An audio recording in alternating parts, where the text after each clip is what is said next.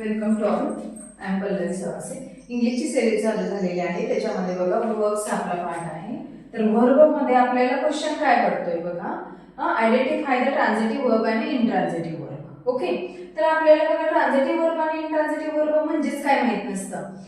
तर बघा वर्बचे टाइप्स आता वेगवेगळे टाइप्स असतात ऍक्च्युअली, पण त्याच्यामधला काहीतरी एक टाइप्स आहे की ट्रान्झिटिव्ह वर्ब आणि इंट्रान्झिटिव्ह वर्ब.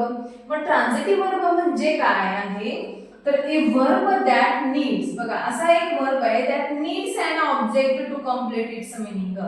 तुमच्या जर सेंटेन्स मध्ये ऑब्जेक्ट असेल तरच ते काय असणार आहे, ट्रान्झिटिव्ह असणार आहे. आणि ऑब्जेक्ट असेल पण त्यांनी काय करायला पाहिजे, कंप्लीट इट्स मीनिंग पाहिजे.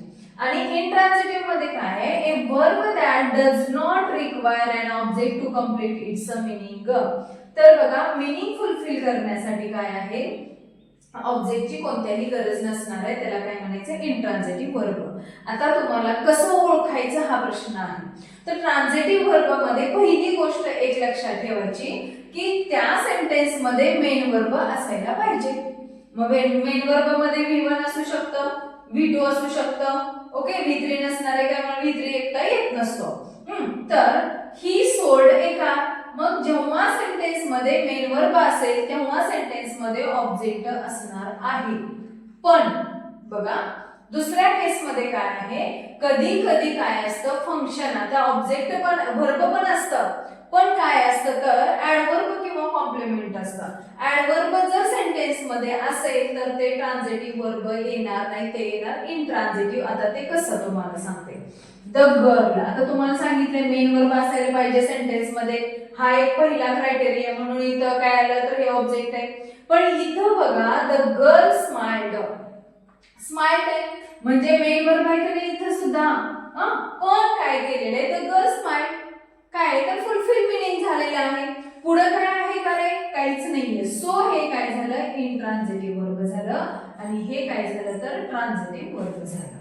आता त्याच्यानंतर बघा शिवांश घेव पेन्सिल, घेव आहे मेन वर्ब आहे, पेन्सिल काय दिली, पेन्सिल दिली म्हणजे हा झाला ऑब्जेक्ट. त्याच्यानंतर the painter painted the house, painted the house verb आहे, मेन वर्ब आहे, हा झाला ऑब्जेक्ट आहे. Then my brother won the first prize, काय जिंकलं रे, मेन वर्ब आहे म्हणजे हा झाला ऑब्जेक्ट आहे. We caught the train to Shillong, आता हे सांगते तुम्हाला, कॉट आहे वर्ब आहे, वर्बचा दुसरा फॉर्म आहे. द ट्रेन ऑब्जेक्ट आहे. आता टू शिलाँग कुठे आहे रे, हे ऍडवर्ब आहे, प्लेस दाखवते ना, कुठं कुठं जायची ट्रेन आहे, शिलाँगला जायची ट्रेन आहे. म्हणून मग मला सांगा, तर ह्याच्यामध्ये वर्ब पण आहे आणि हा काय तर कॉम्प्लिमेंट पण आहे, म्हणजे टू शिलाँग काय तर कॉम्प्लिमेंट आहे.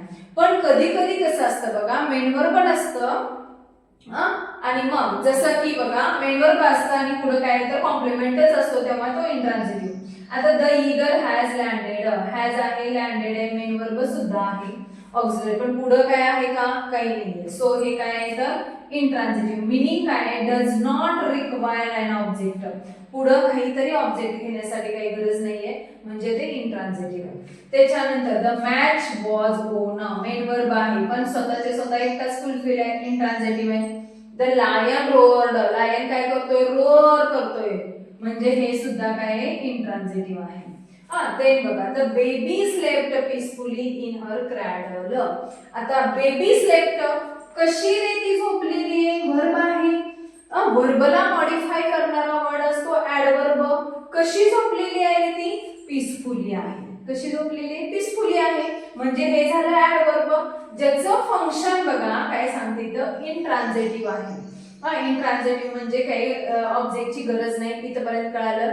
ज्याचं फंक्शन काय असणार आहे बघा, फंक्शन काय असायला पाहिजे, ऍडवर्ब. ज्याचं फंक्शन ऍडवर्ब आहे तर ते काय आहे तर इंट्रान्झिटिव्ह, एवढं तरी लक्षात आलं. त्याच्यानंतर सुमिता नीट विदाउट स्टॉपिंग, बघा नीटेड, तिने काय केलेलं आहे, नीटेड विणलेलं आहे पण कसं, विदाउट स्टॉपिंग. काय कुणाला मॉडिफाय केले, वर्बला मॉडिफाय केलेले म्हणजे हे काय झालं तर इंट्रान्झिटिव्ह. शी इज वॉकिंग व्हेरी क्विकली, कशी चालते रे ती, व्हेरी क्विकली म्हणजे हे ऍडवर्ब आहे, ज्याचं फंक्शन ऍडवर्ब असतं लक्षात ठेवा. तर ते काय असतं, ज्याचं फंक्शन ऍडवर्ब आहे म्हणजेच ते काय असतं तर कॉम्प्लिमेंट असतं पुढं. आपण आतापर्यंत काय बघितलं बघा, हे इंट्रान्झिटिव्ह बघितलं, इंट्रान्झिटिव्ह मध्येच काय पार्ट येत असतो, कॉम्प्लिमेंट येतो. सेम तसंच ट्रान्झिटिव्ह मध्ये काय असतं, ऑब्जेक्ट असतं. मग ऑब्जेक्टचे दोन टाइप्स पडतात, एक आहे डायरेक्ट ऑब्जेक्ट, इनडायरेक्ट. पहिला क्वेश्चन आपल्याला काय पडेल तर identify the transitive and intransitive, हा झाला पहिला क्वेश्चन. दुसरा क्वेश्चन काय आहे, identify the complement of the sentence, हा दुसरा क्वेश्चन. आणि तिसरा क्वेश्चन काय आहे तर आयडेंटिफाय द डायरेक्ट ऑब्जेक्ट आणि इनडायरेक्ट. सोपी ट्रिक सांगते तुम्हाला डायरेक्ट ऑब्जेक्ट इनडायरेक्ट ऑब्जेक्टची. तर डायरेक्ट ऑब्जेक्ट म्हणजे पर्सन, सॉरी थिंग्स लक्षात ठेवायचे, इनडायरेक्ट ऑब्जेक्ट म्हणजे पर्सन लक्षात ठेवायचं.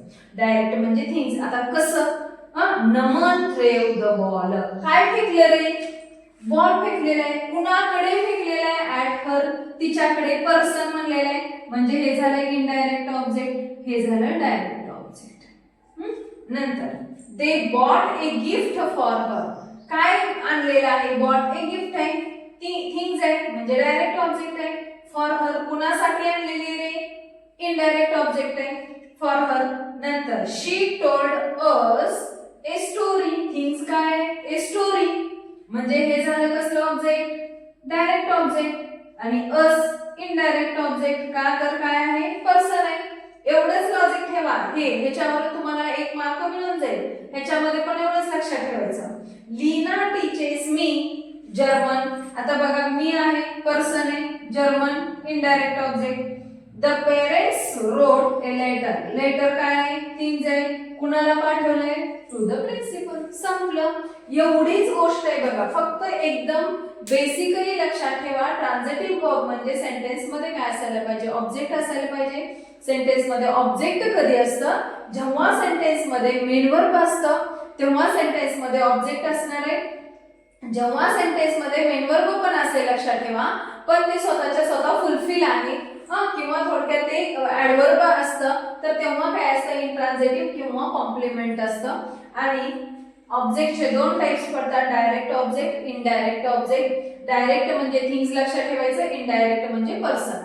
तुम्हाला ह्याच्यावर साधारणतः 2 मार्क्स म्हणजे वर्ब ट्रान्झिटिव्ह इंट्रान्झिटिव्ह हा 2 मार्क्स साधारणतः हे टॉपिक आहे. एकदम सोप्या ट्रिक मध्ये मला वाटतं तुम्हाला समजला असेल. ओके, व्हिडिओ जर आवडला असेल तर नेक्स्ट सिरीज साठी काय करा, शेअर करा आणि जे तुमचे मित्र आहेत त्यांना पण काहीतरी एकदम सोप्या ट्रिकने काहीतरी पोहोचवण्याचा प्रयत्न करा. Okay, thank you.